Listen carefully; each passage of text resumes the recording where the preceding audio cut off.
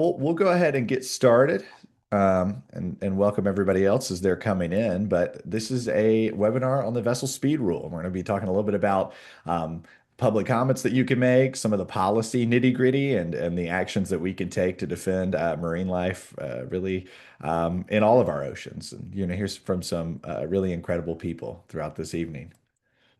So I am going to run y'all through an agenda. We'll do a brief round of introductions just to get used to everybody, and then we're going to jump right in.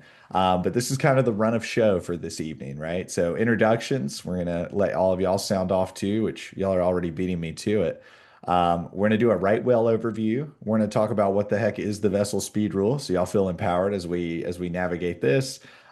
Jewel, my colleague at Endangered Species Coalition, is going to talk about the public comment period and the importance of that. Then we're going to share a toolkit. So we're going to give you all a lot of resources that you can use in your day-to-day life to advocate for marine life and the vessel speed rule. And then we're going to answer some questions and close this out and let y'all enjoy y'all's evening. But for introductions, and y'all are great, you're already telling us where you're calling in from, but how you heard about this webinar, right? Maybe you saw it on Instagram from one of our pages. Maybe a friend told you about it. And then favorite marine life. I think that's pretty timely for this. And so what we'll do is we'll introduce each of our panelists. We're going to tell y'all where we're from, which organizations we're with, and we'll go ahead and answer the prompts as well. So I'm Dalton George. I'm the National Organizing Director for the Endangered Species Coalition. I'm based in Boone, North Carolina, which is in the Appalachian Mountains. I heard about this webinar because I'm on here with y'all, so that's key. Favorite marine life for me is the bottlenose dolphin. I'll be pretty basic in that, and I'll go ahead and let Jewel introduce herself. Hello, I'm Jewel Thomasula, National Policy Director for the Endangered Species Coalition, and I'm based in the Washington, D.C. area, our nation's capital. Uh, that's where I'm calling in from. My favorite marine life, I have a real fondness for our sea turtles of all type, and also the whales. Hard to just pick one. Pass it to Regina. Hi, I'm Regina Esmita Sylvia. I'm the Executive Director and Senior Biologist for Whale and Dolphin Conservation's North American Office. We are based in Plymouth, Massachusetts, right on Cape Cod Bay. And it's fun to see some names pop up. Sorry, I saw David and Lisa, a couple of people I recognized on there. My favorite marine life, well, I guess I would be remiss if I didn't say that right whales and humpbacks, which are been the focus of much of my work, are my ongoing favorite still. Well, awesome, y'all. And I see a hand raised already. I promise we'll get an opportunity for some questions. But if you have any technical difficulties or need us to slow down or anything, don't hesitate to use the chat. And looking at some folks saying they heard about it through ESC. That's awesome. Thanks for modeling that for us, Debbie. A few other folks are saying hello. Great. Well, super cool. I guess now we'll go ahead and dive right into it. And I'm going to let Regina talk to y'all a little bit about North Atlantic right whales and the vessel speed rule. Sorry, I have to unmute. So right whales have been a huge part of my career for since day one, both through conservation and through research. They are critically endangered species. There are fewer than 400 of them left today and only about 70 breeding females. Their biggest threats, they were hunted to near extinction from whaling since about the 9th century. And then they were protected from hunting around 1935, but they started to do a slight increase or recovery at that point, up until other human-caused threats started to impact them. And primarily, their biggest threats right now are from accidental entanglements in fishing gear and vessel strikes. And vessel strikes continue to be a significant threat to the species because of their behavior and where they're located. Since about 2017, at least 27 of these animals have been killed or injured from a vessel strike. No one's doing it on purpose. They're very difficult to see. But we know that that's an underestimate, that we know probably only about a third of the mortalities are actually documented. Many of these animals are lost at sea, so that 27 is a gross underestimate. When you only have 400 animals, that's a pretty significant impact to the population. Next slide. So around 1999, NOAA started to evaluate what they could do, and they put a stakeholder group together through the Northeast Implementation Team. And there was a series of meetings, which finally, not only through meetings, but through the interactions of conservation groups, and unfortunately, what took some litigation, finally ended up with something called the Vessel Strike Speed Rule in 2008. And this was a science-based rule. They used data looking at what speeds vessels could move at that were less likely to kill a whale if an interaction occurred. So it wasn't necessarily initially about whether or not you could stop the strike, but when did a whale more than have a 50% chance of surviving if there was a strike? And that sweet spot was around 10 knots. So what was evaluated at that time was looking at these seasonal speed restrictions for vessels that were 65 feet or longer. You can see in the map where some of these are laid out in different seasons when right whales are in the area. So think about school zones. Think about if you're driving and a school's in session, there's usually a speed limit to be able to protect the children when the school's there.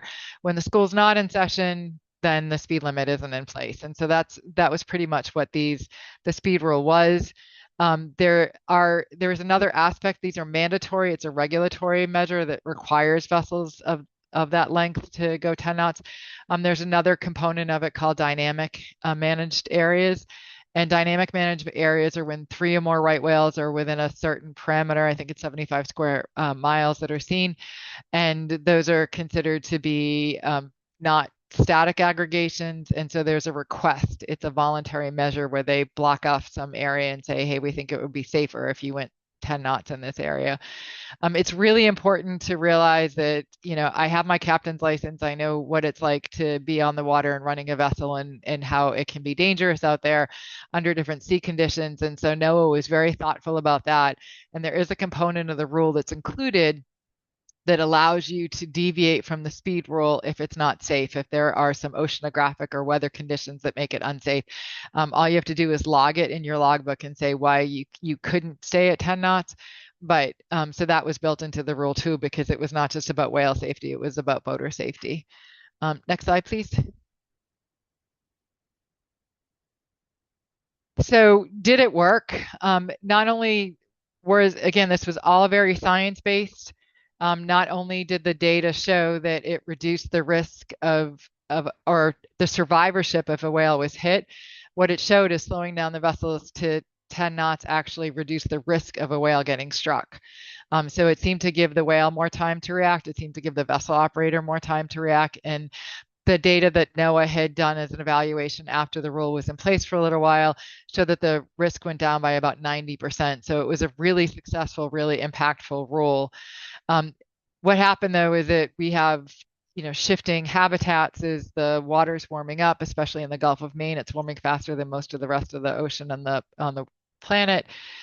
We started to see some movements in whale food. When whale food moved, whales moved with it. And so they started going into areas that were not necessarily covered by these seasonal managed areas. And so we started to see some increases in risk happening. And NOAA acknowledged that. They evaluated data.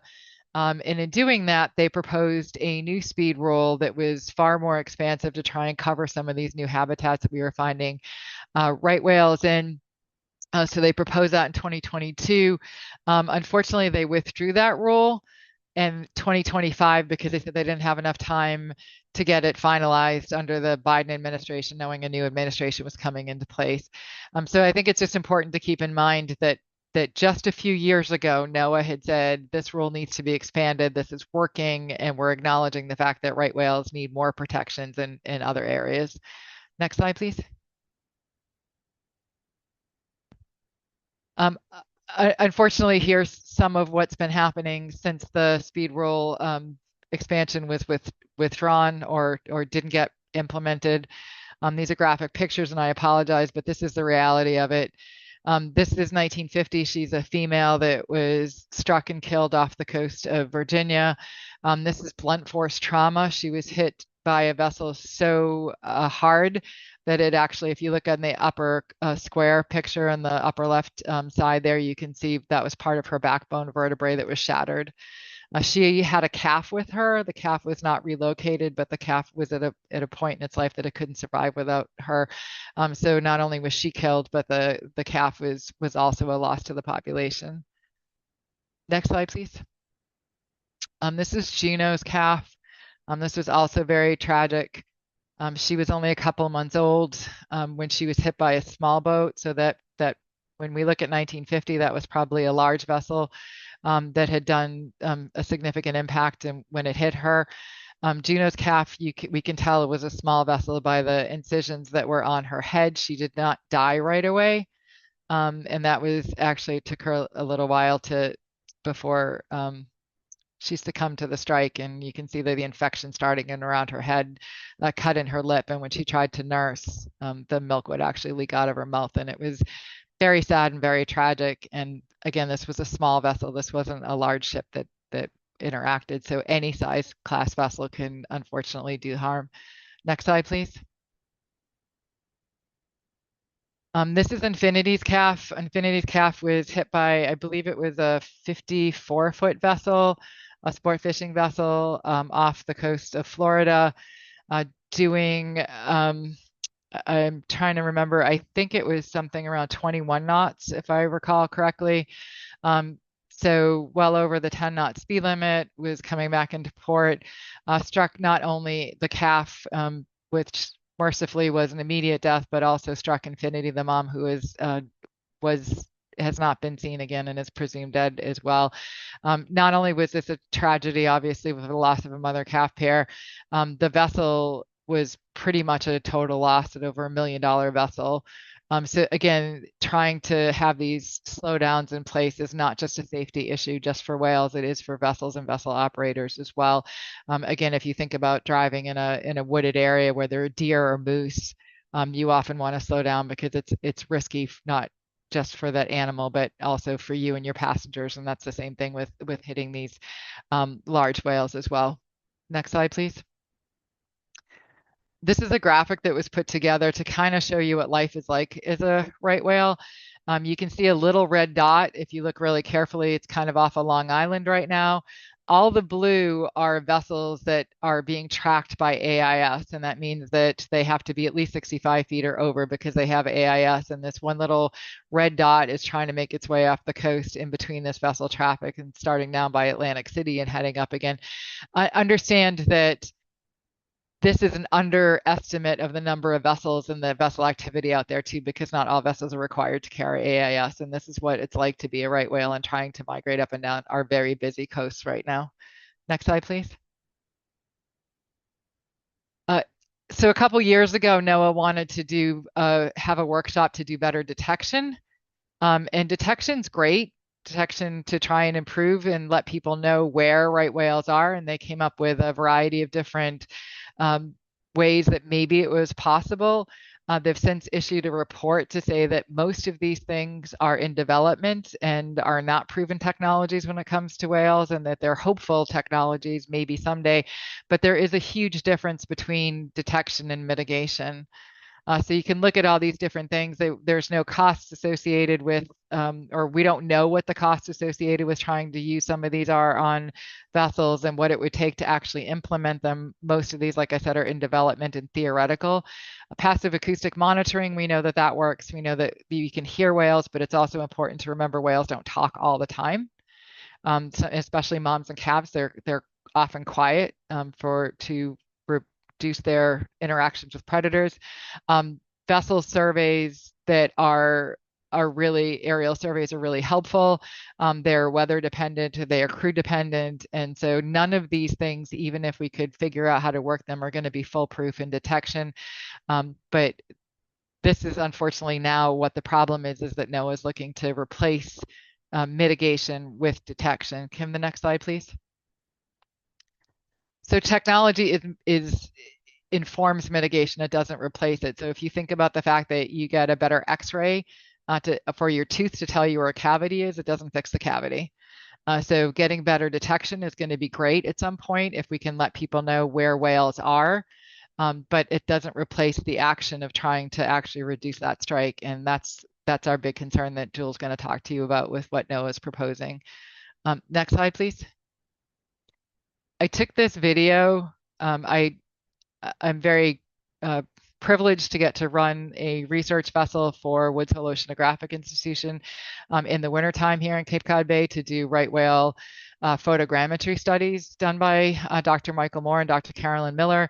And they fly a drone over and they take pictures of whales. They get to see the whales, the drone from the aerial survey. Most of the time for me operating the boat, I see very little.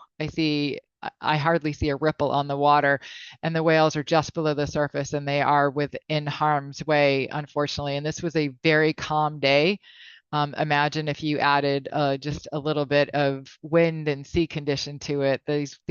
This whale here and the whales that I go and look for are virtually impossible to detect. And so its detection is not enough. Mitigation is important. We only operate the boat at 10 knots. So next slide, and I'm going to hand this over to Joel. Thank you.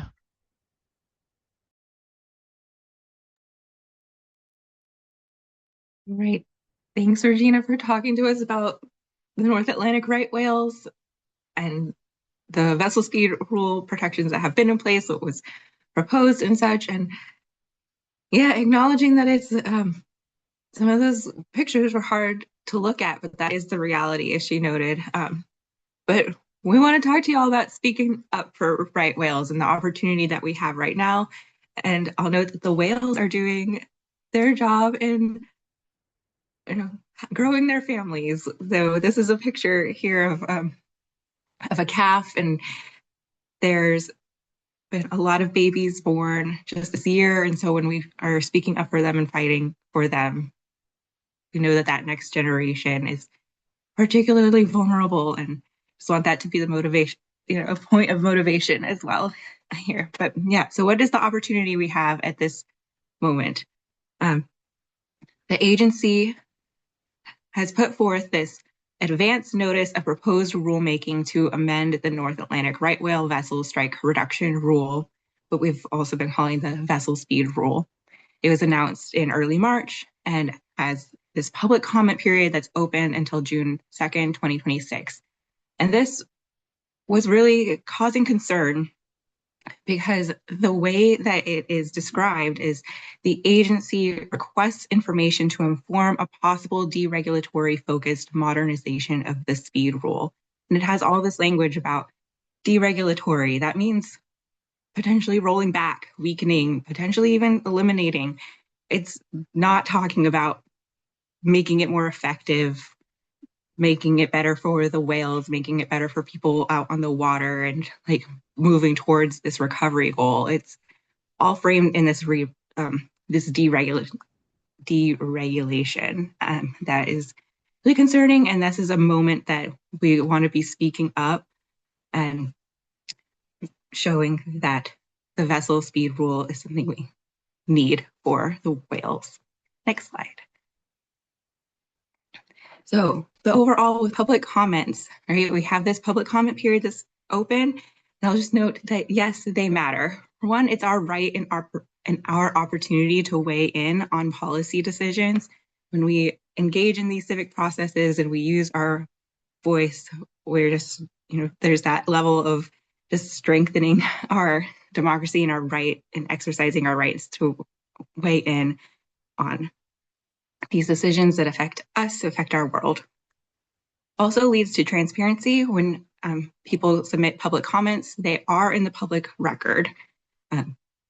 You can see what organizations are saying about proposals or how they're responding to these requests for information, and that provides that transparency, which is then really important for holding our government accountable. So this is an early step in the process. The agency has to review all of the public comments, has to respond to them, and has to take them into account. And when they fall short of that, down the line, those public comments, that public record is really useful for accountability through the court system. So for this public comment period, we'll go back. For this public comment period in particular, effective comments will state clearly that the vessel speed rules work to protect North Atlantic right whales. and technology cannot replace enforceable protections. That is a message that we really need to be getting across to be effective, and it needs to come across clearly. Also, effective comments will be personal, customize them, have some personal story, personal tie, show the impact, and include evidence. So we are encouraging, we're encouraging folks to think about how it affects you personally, your community, how it impacts an aspect of your life or your community, but also including evidence like the science, much of what Regina talked about, evidence on these technologies and how they are not at a place where they could just take, they can't be the only strategy here, that these enforceable protections that a vessel speed rule puts forth is really necessary. And then remember, the deadline is June 2nd. So next slide. So for the how-to here, for submitting public comments, we've set up two options that I'll note. We do have a toolkit and we do have links for this, but just talking through right away is that we've set up this template as a starting point that cites some of the key evidence points. And then Whale and Dolphin Conservation North America has a great resource up online about the different technologies that Regina just talked about. So that is a resource to personalize the comment. And this template is a starting point. And we have this in a digital form that makes it easy to submit the public comment as well. And you can rest assured that is linked directly to the Federal Register. And also using that is a good option to help us count up the public engagement so that we have that number of 10,000 people more and counting have submitted, and we can show that there's that high public interest and support for protecting the North Atlantic right whales. And then option 2 is that you could take this information, go to Whale and Dolphin Conservation website, look at what Endangered Species Coalition, what we have, and use that to write your own comment. And then you could go directly to the Federal Register and submit your comment that way. There's the more clicks there to that process, but that is also a way to do it. And also, if you are interested in being anonymous for any particular reason, that is, the Federal Register would be the way to go there. And I think that's the wrap up before we have the toolkit. Okay, everybody, and Jewel really just teed this up perfectly, but we've got nearly 100 people on this call, and we want to make sure that each of y'all feel empowered to really go out and advocate. Regina showed us some pretty tough pictures to look at, and also recognizing this is a rule that is 90%, reduces strikes by 90%. It's incredibly effective at saving marine life, specifically whales. I think of something like the Endangered Species Act, where 99% of the species, have been recovered. And these effective environmental bedrock rules and regs need to be protected and advocated for. And for every, one industry person with a top hat and monocle on that wants to deregulate and hurt our marine life, there's thousands of people in our communities that care so deeply. And I really want to just express the importance of taking that advantage of using your voice and mobilizing your community. So I'm going to walk y'all through this toolkit here. We're going to have an opportunity for some questions after, and then we're going to drop this link in the chat for each of you. And I will send this out to all of y'all as well after we wrap up. But so first, right, is this submit digital public comments. Nowadays in the political process, it might feel a little strange, or maybe you feel like your voice doesn't count, but it absolutely does. And this is the easiest thing that you can do, right? It doesn't take too long. Those resources are there. You can find those at all of those links, right? You've got that additional information from WDC. You've got, our link here at the top where that kind of form is in place, and then the Federal Register. There's an additional bit of information from Caroline Moody. Want to make sure Moody, and you can read that using that blog link there. And then this is the really important thing for y'all, and I want to tee this up. anybody that knows a small business, anybody that knows, whether it's a brewery or, maybe it's a more aquatic focused, whatever, that's near a coast that has something to do with some of these regulations that benefits from the fact that folks can see whales from their business or their community or whatever. We need their voice. We need small businesses to sign on. We need small businesses to use their advocacy. And that link is going to take you to a Google Drive with an example letter of what we would love to get from a small business and some graphics that you can post on your social media.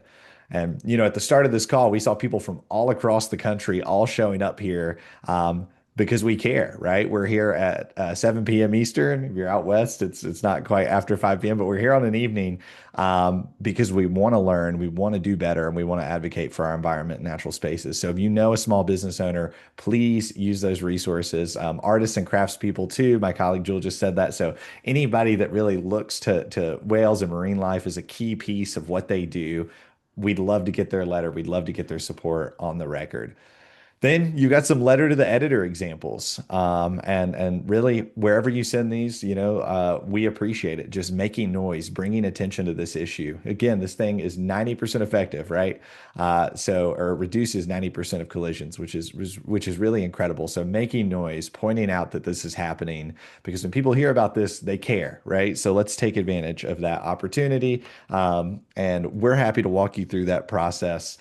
Feel free to email me or Caroline if you have any questions. If you want to hop on the phone and chat, I don't know what I'm going to write. I'm here. I want to support the best I can. And when it gets published, send it to us. We want to celebrate you and your advocacy. And then that final bit right there, that's our website. If you want to learn a little bit more about these organizations, chances are y'all came here because you know one of them, but maybe you don't know the other. So check them out and figure out more ways that you can advocate for wildlife and the natural world.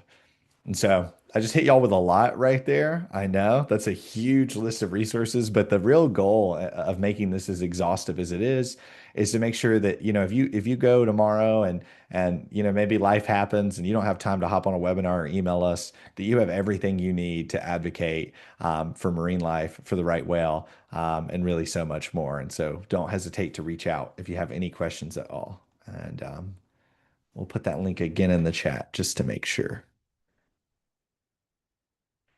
And so we've got some time for some questions. I think we've got three in the chat right here, and I can kind of tee these up to my colleagues on here, and maybe y'all can jump in and do them as needed. I'm going to stop the recording because, again, folks that are here, we want to make sure that we can kind of have a nice and candid conversation. So let me pause this really quickly. If I can figure out how. One second.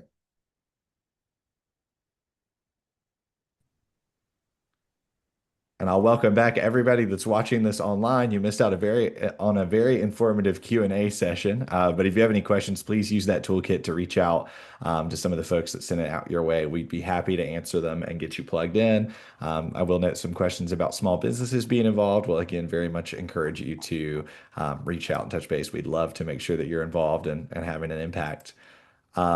But just want to give a big thanks to everybody that's here. A lot of the energy in the chat was really incredible and re-energizing to see people connecting across the nation on their love for whales and wildlife protections. And the one thing I want to tell y'all is we can win this fight. I think we know that there's a history here of when we show up, when we make noise and talk about what's important to us, we can win. And seeing each of y'all on here, just encouraging you to go out and make the noise and make that public comment. It takes a village. So thanks for being here, everybody. Some folks are saying comment already written and sent. We love to see that and look forward to continuing to be in this movement with each of y'all. So have a great night, folks.